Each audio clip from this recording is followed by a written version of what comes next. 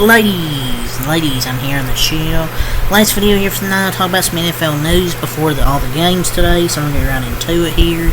So I just want to get this video recorded and uploaded. So we'll start off with the 49ers here. Hashtag 49ers wide receiver Deebo Samuel, who is questionable because of rib and oblique injuries, is slated to play today. Sources say. That's your weekly Deebo injury report update. So they're going to have him and Christian McCaffrey and George Kittle. Finally, all those guys healthy in the same team this year. I mean, I know they only have Brandon Ayuk, obviously, but that's as close as the health as you're going to get. Hashtag Jaguars wide receiver Gabe Davis, dealing with a shoulder injury, and wide receiver Brian Thomas Jr. with a chest injury, are both questionable, but they are both expected to play, sources say. So, they will be catching passes from Mac Jones, who will be starting if you didn't know Trevor Lawrence is hurt. So, yeah, we'll see how Mac Jones does. I'm not expecting much from Mac Jones, but we'll see. So, hashtag Lions new pass rusher, Zadarius Smith, who was acquired in a trade on Tuesday, is not expected to play for Detroit tonight. Ian Rappaport is told, but he's not quite ready yet. I guess so. He'll probably be back. So he'll probably be officially making his debut the next week.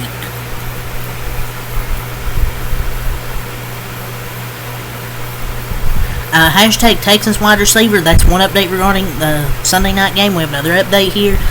Texans wide receiver Tank Dell, dealing with a back injury, is expected to play tonight, source said. So, despite just one day of practice, Nico Collins is questionable in a game time decision. So, one day of practice and he'll be questionable. I mean, there's a chance he can play. I mean, Puka Nacua had one day of practice or no days, and he come back to play. So, it looks like Tank Dell will be good. We'll see about Nico Collins. Falcons wide receiver Drake London, who is dealing with a hip pointer, is expected to play on Sunday. Source said he's questionable. And, yeah, he's going to be expected to play. I don't think he'll be out because Ian just said here he'll be able to play. So, a boost for the hashtag Texans. Star wide receivers, we were talking about Nico Collins, who had been on injured reserve with a hamstring injury and practiced just yesterday, is being activated to the 53-man roster. He's listed as questionable currently, game time decision. And before he got injured, man, he was the NFL's leading receiver in yardage when he suffered his injury. So that's gonna be huge for the Texans, because they've really kind of struggled offensively without Nico Collins. So it's going to be a huge boost if he does play. It's not a guarantee. He's a game-time decision, but they really need him. So, now official, 49ers running back Christian McCaffrey, he's back. He's been activated off injured reserve and will play Sunday. And he is officially back. Are there some concerns possibly with that Achilles tendon issue? Or just Achilles, issue? Possibly. But, I mean, he could have played against Dallas, but set himself till the bye to be cautious. I think he probably could have come back a few weeks ago if he wanted to. They're just keeping it cautious. So, Nick Bosa, 49ers star Nick Bosa, he was fined $11,255 for a violation of the NFL uniform and equipment rules, wearing a mat that contained a personal message, which was in MAGA, Make America Great Again, which is in Rule 5, Section 4, Article 8 of the NFL Rulebook, that states that throughout the period on game day, that a player is visible to stadium and television audience.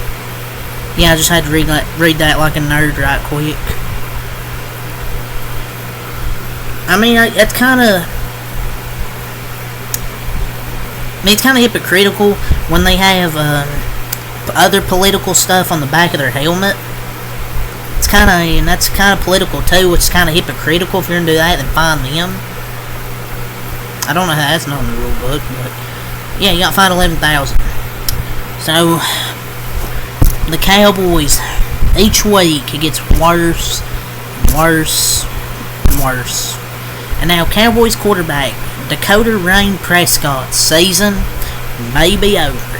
The franchise QB may need surgery in his hamstring. Sources tell Ian Rappaport and Tom Pelissero. Prescott has seen one final hamstring specialist, and there are options. But it looks like surgery is likely. He'll have a full recovery for 2025. So Dak Prescott will be out the rest of the season, most likely. Cooper Rush. I'm gonna have to watch Cooper Rush as my quarterback for the next few weeks. They ain't gonna play Trey Lance. He sucks. But I mean,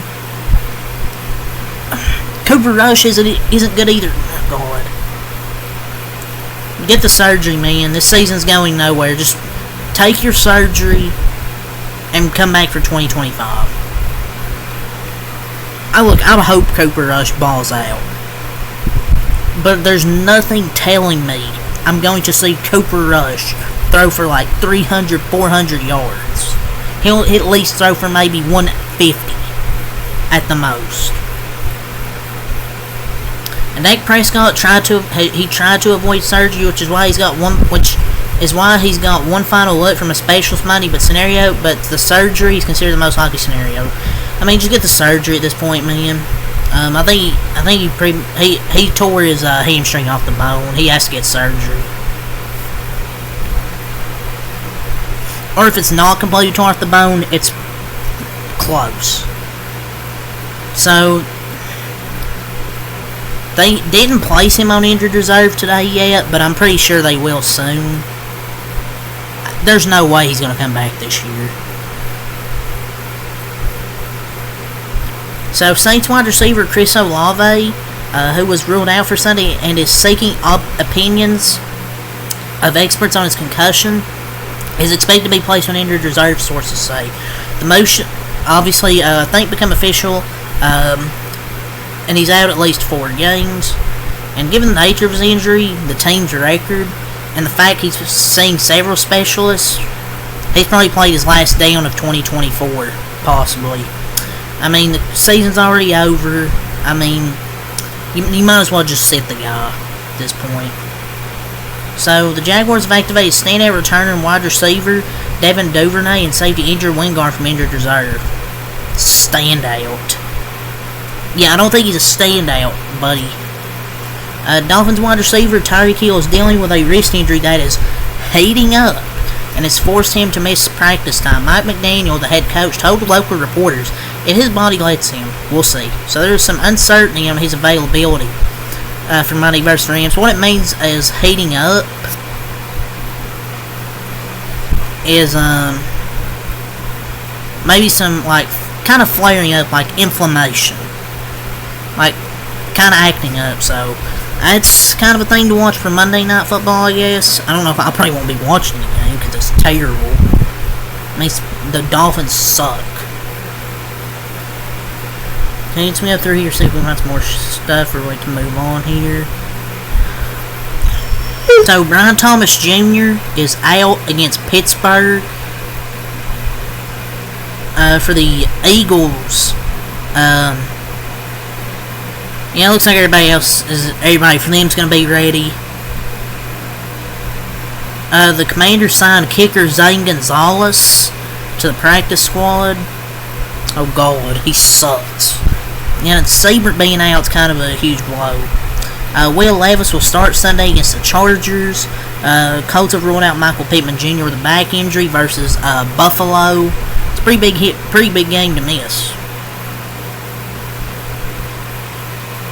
So, both newly acquired Steelers wide receiver Mike Williams and outside linebacker Preston Smith are expected to make their Pittsburgh debut Sunday versus Washington.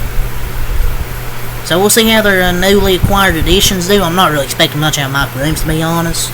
Preston Smith has been good. He kind of had a down start of the year for Green Bay. We'll just see what happens in Pittsburgh, see if he can be good. So, Trevor Lawrence, who was listed as questionable due to a left shoulder injury, as I mentioned, Mac Jones is starting. He won't play.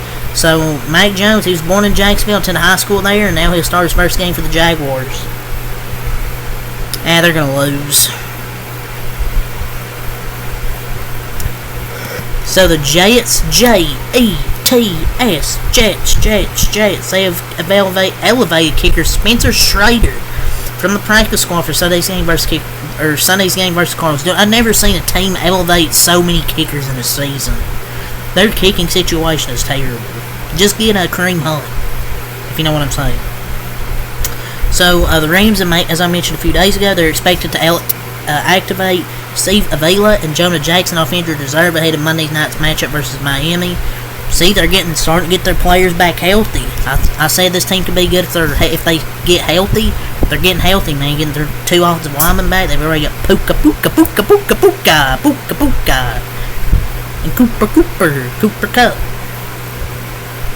And now with my Cowboys, more news. Good news. Micah Parsons will make his return to the defense.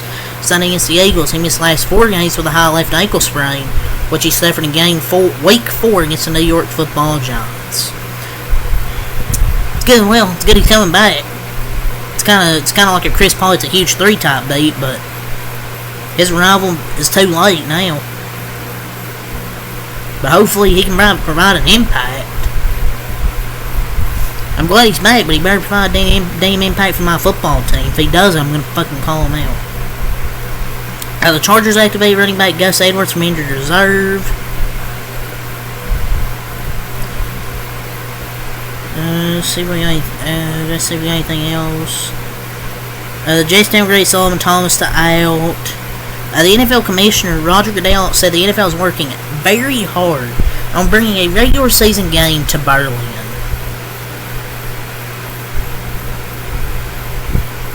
Yeah, man, how about you work on better officiating, buddy? Tired of these 9:30 games being trash.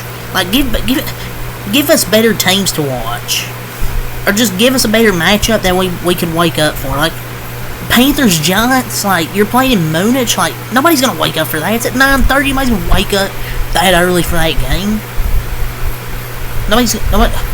If you're not a crazy person, I'll say that. Because, like, who's going to waste their time watching Bryce Young versus Daniel Jones? At least Bryce Young could be good to watch, because the last 2 weeks he's been good. But so now we got some fines. Second fine we ought to talk about. Running back Raheem Mostert was fined $18,830 for unnecessary roughness with the use of the helmet on this play last week against the Bills. So, and then they flagged Taylor Rapp for it. I don't know. I mean, questionable fine there at best. The NFL, they fined Raiders defensive end Max Crosby $11,255 for unnecessary roughness for he hit on Joe Burrow. The play was whistled dead, but he hit him. I mean, it was when the whistle blew, so I guess I understand that fine. But, I mean, it's football. The NFL fined Lions DB Brian Branch $20,256, $10,128 each for the hit that led to his ejection and giving double fingers on his way off the field last week. Softly, he shouldn't have been ejected and shouldn't have got fined. The NFL fined Panthers safety Xavier Woods of the New Day. Wrong sport. He's fined $16,883 for unnecessary roughness. Yeah, you should have fined Derek Carr for throwing a hospital ball. And the NFL, they fined Puka Nacua for the punch that got him ejected last week, $5,424. So yeah, you got fined. The Steelers released Terrell Edmonds. Bucks QB Baker Mayfield with a toe injury is off the injury report, good to go versus the 49ers. So yeah, that's all the news to talk about here. I don't think there'll probably be much more to really update with another NFL news and later in the morning. I really doubt it. So yeah, that's really all I'll say here, ladies and gentlemen. So, peace. and I'll see you for some NFL action later today on this show.